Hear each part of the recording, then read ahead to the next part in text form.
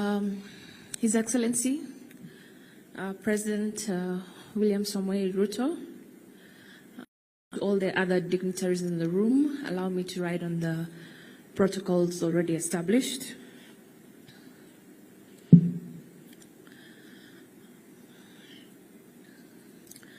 My name is Azure Rachel Nekesa Chebukati, Nekesa being, I was named after my grandma, so oftentimes my daughter called me his mom. So I'll start my tribute. To summarize how much of an amazing human being and father you are is an impossible task. I tried to sit down and write from beginning to end. It was impossible. So what I did instead was think about some of the things he used to say to me and quotes he used to say to me. So what I've done in my tribute is like a high-level summary or high-level overview of things that he taught me. So I'll read the quotes. One of them is, he'd always say, plan it, and then when you go to bed, dream about it, dream about doing well. So he would say that to me the night before I had a school exam, I had a presentation to make, I had golf. So we would literally sit down and say, this is what you want to do in hole number 1 all the way to 18. Think about it, dream about it, and go and implement it the next day. Little did I know he was actually teaching me how to visualize and teaching me the power of positive thinking, which has driven me to a lot of successes I would say I've had in my life. He would say, there's nothing you cannot do if you set your mind to it. You encouraged me to aim for the sky and to always believe in myself. You expected excellence, and rightfully so, because you worked hard to ensure you sent us to the best schools and expose us to as many opportunities and experiences as possible. I've been told sometimes when I walk into a room, when I started working, that for a young girl you have a lot of confidence, a lot of confidence. Where do you get that from? That confidence came from my father. Most importantly, he led by example. He led by example. I'll give an example here. My dad always used to say, he expects excellence.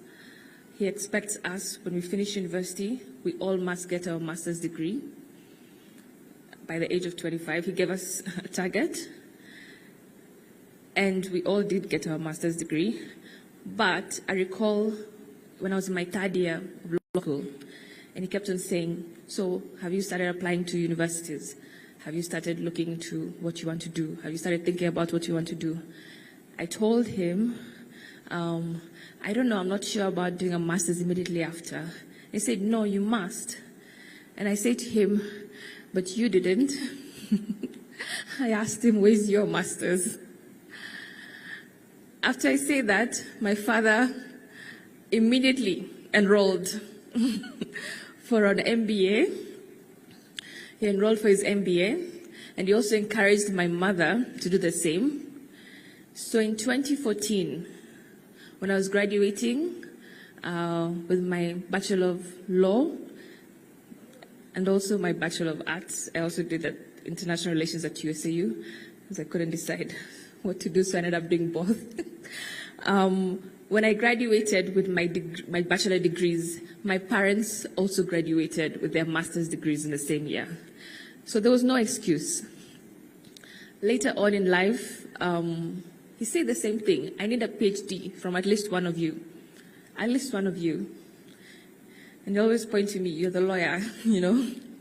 I need a PhD from you. And I asked him again, where's your PhD? My dad actually started the application process. Unfortunately, because of his sickness, he was not able to complete that dream. He always used to ask me, how was your day? I know it sounds cliche. We ask a lot of people, how was your day? But my dad did not accept it was fine. He didn't. He always pushed me to know every little detail, what happened in my big age, any presentation, especially when I had like speaking presentation related to my master's, for instance. He'd always ask me, how did it go? Tell me about it. Did you present well? Did you make us proud? Because for him, what we did and how we did it, it wasn't just him, it was the family brand name. Every New Year's Eve, when we sat down, he would ask us, what do you want to achieve? How do we help you achieve it? Because it's the brand that you're excelling. We call our name, our family name, the brand. So my dad probed me to tell me about it all, the good, the bad, the ugly. Some people seem to think he didn't talk much. My dad talked a lot, and he would just sit and make you laugh the most ridiculous jokes that you did not even think about. But he was very chatty. He was chatty with the people he enjoyed being chatty with. You celebrated my wins louder than I did myself, and always reminded me to stay confident in myself and my abilities during the low moments. Thank you for always being there to listen to me, for giving me the best advice, and for guiding me in every season of my life. My dad has been there for me my entire life. This last 1 year, he got a bit ill. When he got ill, I sort of also slowed down with all the many things that I would do, spend time with him, just talking to him about everything and anything. Honestly, I am so grateful for those moments. My dad was literally my best friend. Every weekend, I can count probably 3 weekends away from him, but I spent every weekend last year just with him and enjoying, conversation, having good meals, etc. Call me anytime. It's something we always used to say it. And he didn't just say it, he meant it. He always picked my calls. It did not matter where he was, who he was with at the time that I called. He always picked my call. It doesn't matter who he was with, whether it was an ambassador. He would pick my call and say, oh, I'm here with so-so. My daughter has called me. And then he would go ahead to talk about how great I am. I have a degree, a master's. Always took the opportunity to tell them about me. And I recall being anxious during the election periods, in particular 2017, because I was not in the country. I was away for my studies. And I told him, I kept calling him. My dad picked my calls every single time. And when I say I was calling him literally almost 28 times a day because I was very anxious about the whole situation. And he said, I'll pick your call, but the only time I cannot pick your call is when I'm at a press conference. And I said, that's okay, because at least I'll be seeing you on TV, so I'll be at peace. He always used to say, and this he said quite a lot, especially during the last year or so, the words giving up are not in our family's vocabulary. The words giving up are not in our family's vocabulary. Whenever I had a situation to deal with, he was just say, yes, Rachel, you're a strong Bukusu girl. Giving up is not an option. And it's not just what he said, it's also how he lived his life. It applied to how he raised us, it applied to how he did his work, and it applied to how we played golf together. And more importantly, it applied to how he tackled his diagnosis when it came, when he was given. When he was diagnosed with glioblastoma, which is the most aggressive brain tumor cancer that exists. They told us there's no cure, but what we can do is we can actually just, he would surgery with chemotherapy, try our best to extend his life. He was given 4 to 6 months to live. That's what the doctor said. And my dad said, this sickness is not going to beat me. He went, got his first surgery. thanks to His Excellency the President. My mom will be the one to give the thank yous on that. And he got his first surgery, came back home. You would not have noticed. He set up a home gym. He was in gym every morning, every evening. He was walking 5 kilometers every morning. He continued with his work. All these presentations that my brother Emmanuel talked about in the eulogy, where he went to Portugal, he went to etc. Interesting enough, that was the second tumor recurred in November of 2023. My dad's conferences, everything was already set up. We asked him, do you want to go? He said he has to. He's already planned for it. The sickness is not going to put him down. So he went for them, and what we agreed was each of us took shifts. We all accompanied him on at least one of them, just in case anything has happened, to help him take his medicines.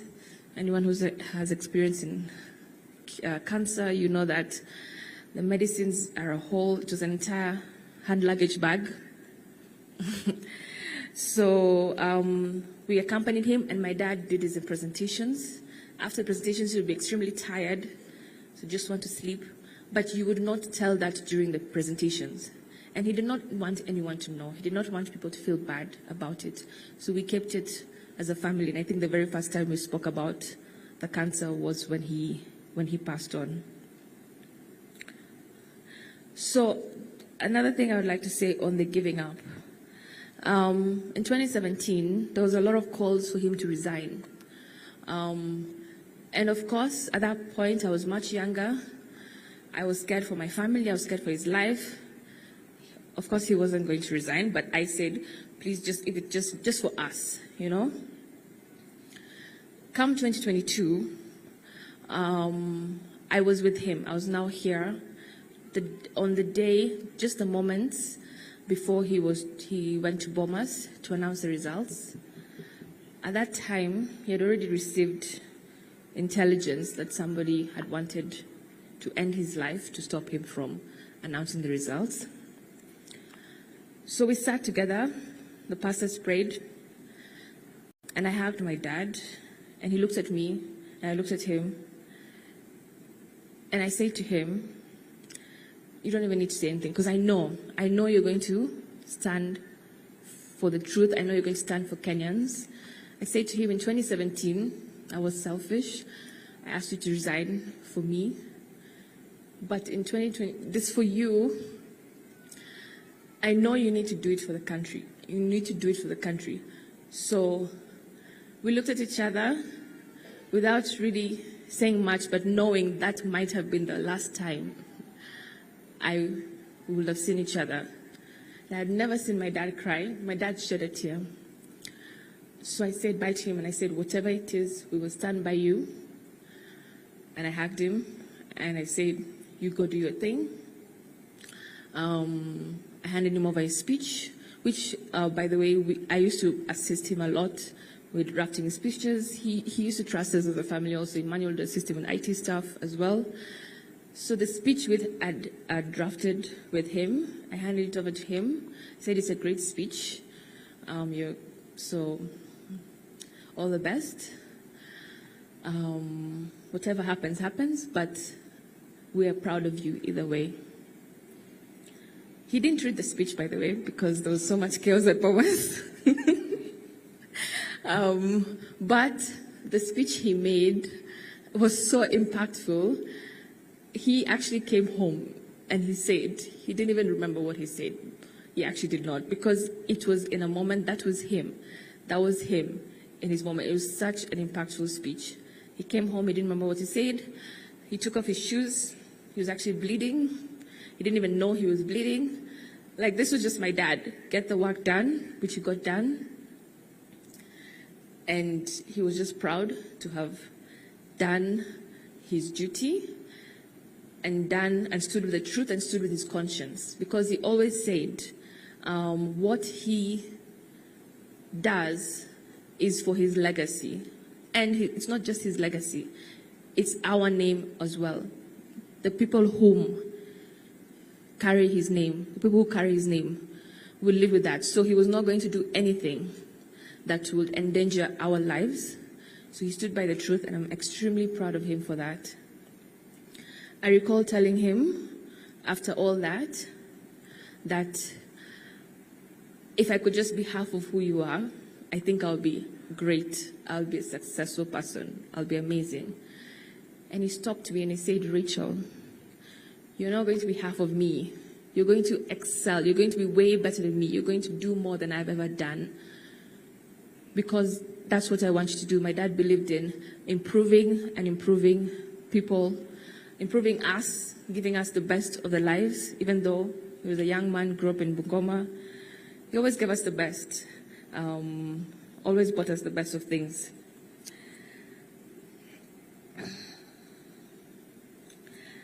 I will miss having you to speak with.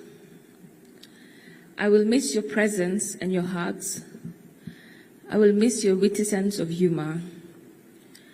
I will miss discussing the law, politics, and international affairs with you. Allow me to sidetrack for 1 second. My dad used to discuss law, politics quite a lot. 2017, he lost the election. 2007, he lost the election in Sabata, this constituency, formerly known as Sabata. And he had so many things that he was saying. If I was chair, I would have done this. If I was chair, I would have done this. Because he felt like the elections were stolen from him. So when the IVC job was advertised, I recall the first time, very few people applied. So I think they did not have enough people to shortlist. So the second time, him, his colleagues, everybody, especially me, kept on saying, this is for you. I kept on telling Daddy, remember all those times we've talked about what you would do, how you embrace technology in elections, how you embrace this and that. I know being a judge was where he wanted to go, but even he ended up applying for this, and he got it. So he always used to say I was the one who pushed him into it. I don't think I pushed him. I think he just did what he had to do, and I just encouraged him the way he would have encouraged me to do anything that I wanted to do. You never stopped learning. You were always eager to read another book, another article, attend another course. As soon as my dad's second surgery came up, he was back to reading, because I think at this time he had applied for the Court of Appeal job. He had been back. He started reading law books. There's some he ordered from Amazon, which were delivered to Germany. 2 days after surgery, like he was really back to that, improving himself, how he was going to be a great judge, So he always just wanted to improve himself. I will miss playing golf with you, Daddy. I'll miss our weekly Sunday golf days, which are my favorite childhood memories. You'll always be my favorite golf partner, because we always took the risky shot, and we would often succeed because it all starts with being confident and believing in self. And when we missed the shot, we remained confident in our ability to make a remarkable recovery. Giving up was never an option, never. It did not matter how badly we were, whether we were 5 down. We always had confidence we were going to win the match play. I am eternally grateful that God blessed me with you as my father. I promise to continue to espouse the values instilled in me and to pass them over to my future children. You've been the epitome of love. Love for family, love for the law, and love for country. You have lived your life with purpose, with determination, with courage, and with diligence. Your pursuit of justice is unmatched. You have broken records, defied odds, and were never afraid to stand in your truth, even if it meant being an outlier. All in all, I am glad and grateful that you also lived a full life, as you always remembered to spare time to enjoy it, whether it be on the course, going on holiday, traveling to play different golf courses, spending time with family. He enjoyed his life besides work. All these traits and more have shaped me into the person I am today. I will forever carry your legacy with me. I love you, Daddy. Being your daughter is the greatest honor of my life. Thank you.